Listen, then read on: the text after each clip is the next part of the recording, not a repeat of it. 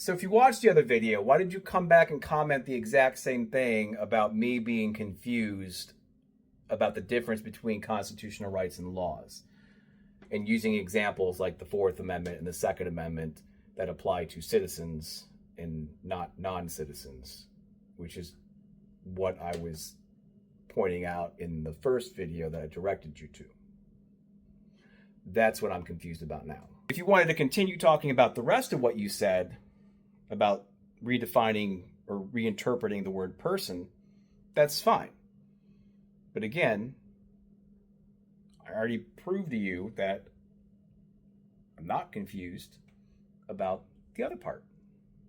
So I don't know why you brought that back up. But to address the other point, no, they don't need to reinterpret the word person to include unborn children if the Democrats want illegal immigrants' children to be considered U.S. citizens, because that's the current interpretation. They could redefine it to include unborn children, and it wouldn't change that at all, because that part of the 14th Amendment, that very first part, activates, if you will, when that person is born and becomes a living, breathing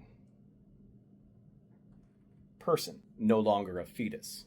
Do I believe that unborn children, fetuses, should have rights? Yes.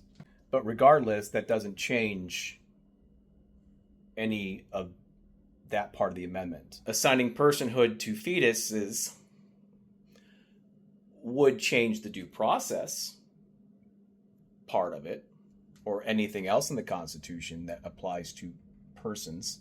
But again, citizenship still requires someone to be born or naturalized. And as far as the very last part of your comment, when he says we're not talking about laws, we're talking about rights, not interchangeable, you're right, they're not interchangeable, but laws are affected by rights. So they go hand in hand.